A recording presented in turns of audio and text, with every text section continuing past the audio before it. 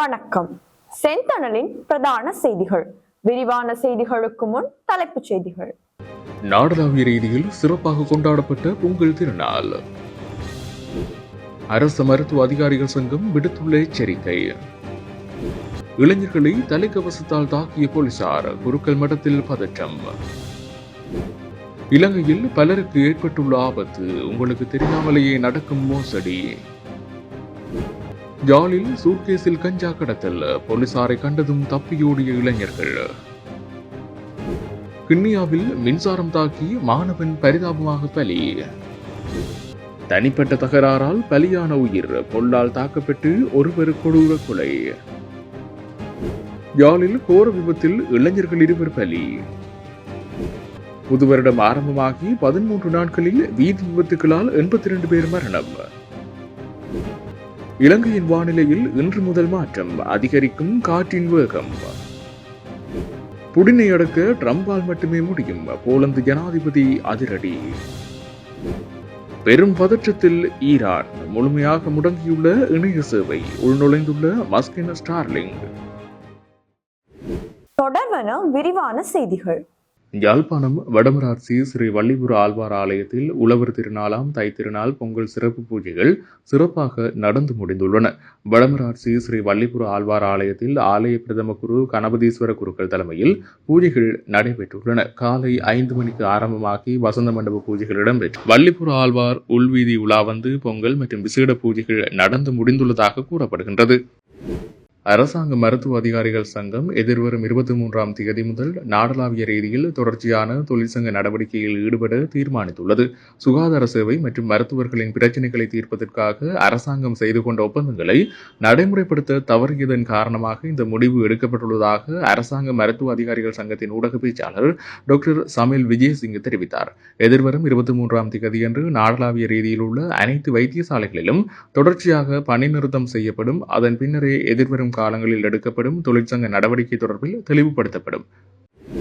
மட்டக்களப்பு மாவட்டம் களுவாஞ்சிக்குடி போலீஸ் பிரிவிற்குட்பட்ட குருக்கள் மடம் பகுதியில் போலீசார் மேற்கொண்ட தாக்குதலில் 2 இளைஞர்கள் காயமடைந்ததை தொடர்ந்து அப்பகுதியில் பெரும் பதற்ற நிலை ஏற்பட்டது.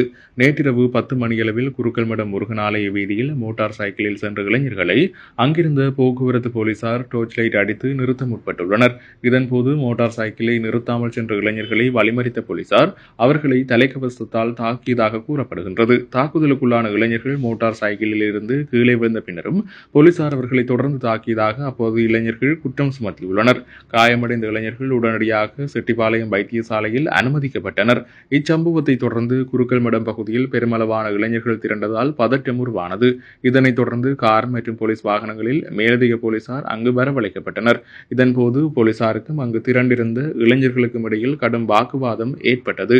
மோட்டார் சைக்கிளை நிறுத்துவதற்கு பல்வேறு சட்ட ரீதியான வழிகள் இருந்தும் போலீசார் அராஜகமான முறையில் தலைக்கவசத்தால் தாக்கி கண்டிக்கத்தக்கது என அங்கிருந்தவர்கள் விசனம் தெரிவித்தனர். இளைஞர்கள் பயணித்த மோட்டார் சைக்கிளை போலீசார் எடுத்துச் சென்றுள்ள நிலையில் இச்சம்பவம் குறித்து களுவாஞ்சிக்குடி போலீஸ் நிலையத்தில் இளைஞர்களால் உத்தியோகபூர்வமாக முறைப்பாடும் பதிவு செய்யப்பட்டுள்ளது. இச்சம்பவம் அப்பகுதி மக்களிடையே பெரும் அதிருப்தியை ஏற்படுத்தியுள்ளதுடன் மேலதிக விசாரணைகளை போலீசார் மேற்கொண்டு வருகின்றனர். உயிரிழந்தவர்கள் மற்றும் யாசகர்களின் அடையாள அட்டைகளை பயன்படுத்தி சிம் அட்டைகளை போதைப்பொருள் கடத்தல்காரர்கள் பெறுவதாக மத்திய மாகாண சிரேஷ்ட பிரதி போலீஸ் மா அதிபர் லலித் பத்ரா என தெரிவித்துள்ளார். தொலைபேசி நிறுவனங்கள் முறையாக அடையாளங்களை உறுதிப்படுத்தாமல் சிம் அட்டைகளை வழங்குவது போதைப்பொருள் ஒழிப்பு நடவடிக்கைகளுக்கு பெரும் தடையாக உள்ளது. போதைப்பொருளுக்கு அடிமையானவர்கள் சிறையில் கடத்தல்காரர்களுடன் தங்குவதால் சிறைச்சாலைகள் குற்றவாளிகளை உருவாக்கும் தொழிற்சாலைகளாக மாறி வருவதாக அவர் கவலை வெளியிட்டார். யாழ்ப்பாணத்தில் பயண பொதிக்குள் கேரள கஞ்சாவை கடத்திச் செல்ல முற்பட்ட இளைஞர்களை போலீசார் கைது செய்ய முற்பட்ட வேளை இளைஞர்கள் தப்பி ஓடியுள்ளனர்.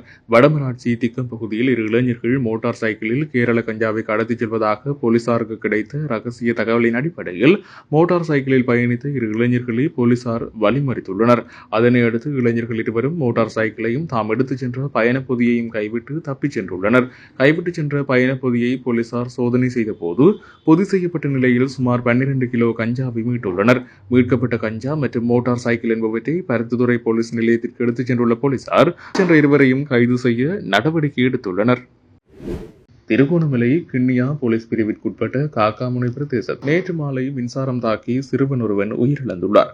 கிண்ணியா காக்காமுனை அரசினர் முஸ்லிம் கலவன் பாடசாலையில் கல்வி கேட்கும் காதர் முகமது சாதிக் என்ற 13 வயதுடைய மாணவனே இவ்வாறு உயிரிழந்ததாக போலீசார் தெரிவித்துள்ளனர். தெரிய வருவதாவது, நேற்று மாலை குறித்த சிறுவன் தனது வீட்டில் மின் நாளி ஏற்றிய போது எதிர்பாராத விதமாக மின்சாரம் சிறுவனின் சடலம் இன்று காலை கிண்ணியா தள வைத்தியசாலையில் இருந்து மேலதிக பிரேத பரிசோதனைக்காக திருகோணமலை பொது வைத்தியசாலைக்கு கொண்டு செல்லப்பட்டது. கண்டி நாவலப்பட்டி போலீஸ் பிரிவிற்குட்பட்ட கொந்தென்னாவ பிரதேசத்தில் பொல்லால் தாக்கப்பட்டு ஒருவர் கொடூரமாக கொலை செய்யப்பட்டுள்ளதாக நாவலப்பட்டி போலீசார் தெரிவித்துள்ளனர். இந்த சம்பவம் நேற்று புதன்கிழமை இரவு இடம்பெற்றுள்ளது. நாவலப்பட்டி பிரதேசத்தைச் சேர்ந்த 56 வயதுடையவரே கொலை செய்யப்பட்டுள்ளதாக போலீசார் தெரிவித்துள்ளனர். இதனையடுத்து 34 வயதுடைய சந்தேக நபர் போலீசாரால் கைது செய்யப்பட்டுள்ளார். கொலை செய்யப்பட்டவருக்கும் சந்தேக நபருக்கும் இடையில் ஏற்பட்ட தனிப்பட்ட தகராறு காரணமாக இந்த தாக்குதல் இடம்பெற்றுள்ளதாக போலீசார் தெரிவித்துள்ளனர். சம்பவம் தொடர்பான மேலதிக விசாரணைகளை நாவலப்பட்டி போலீசார் மேற்கொண்டு வருகின்றனர். கிளிநொச்சி பகுதியில் இருந்து மணல் ஏற்றிக் கொண்டு பயணித்த டிப்பர் விபத்துக்குள்ளானதில் 2 இளைஞர்கள் உயிரிழந்துள்ளனர். விபத்து சம்பவம் நாவற்குழி பகுதியில் நேற்றிரவு இடம்பெற்றதாக காவல்துறையினர் தெரிவித்துள்ளனர். சாரதிக்கு ஏற்பட்ட நித்திரை கலக்கம் காரணமாக டிப்பர் வாகனம் மின்கம்பம் மற்றும் தொலைத்தொடர்பு கம்பம் சுவர் ஆகியவற்றுடன் மோதி விபத்துக்குள்ளானது. குறித்த விபத்தில் வட்டக்கச்சி பகுதியைச் சேர்ந்த 20 வயதுடைய ராஜீவன் விதுசன் மற்றும் அச்சுவேலி பகுதியைச் சேர்ந்த 24 வயதுடைய நாகராஜா ஜீவராஜ் ஆகியோரே உயிரிழந்துள்ளனர். 2 இளைஞர்களின் சடலங்களும் யாழ்ப்பாணம் போதான வைத்தியசாலையில் வைக்கப்பட்டுள்ளது. குறித்த சம்பவம் தொடர்பாக சாவகச்சேரி காவல்துறையினர் மேலதிக விசாரணைகளை மேற்கொண்டு வருகின்றனர். இந்த வருடத்தில் கடந்த 13 நாட்களில் இடம்பெற்ற 77 விபத்துகளில் 82 பேர் உயிரிழந்துள்ளதாக போக்குவரத்து மற்றும் வீதி பாதுகாப்பு பிரிவின் பிரதி போலீஸ் மா அதிபர் WBJ சேனாதீர தெரிவித்துள்ளார்.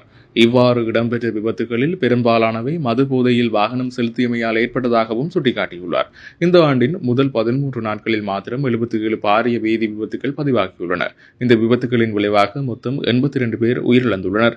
ஜனவரி 1ஆம் தேதி முதல் 13ஆம் தேதி வரை மது போதையில் வாகனம் செலுத்திய குற்றத்திற்காக சுமார் 7000 பேர் கைது செய்யப்பட்டுள்ளதாகவும் தெரிவித்துள்ளார்.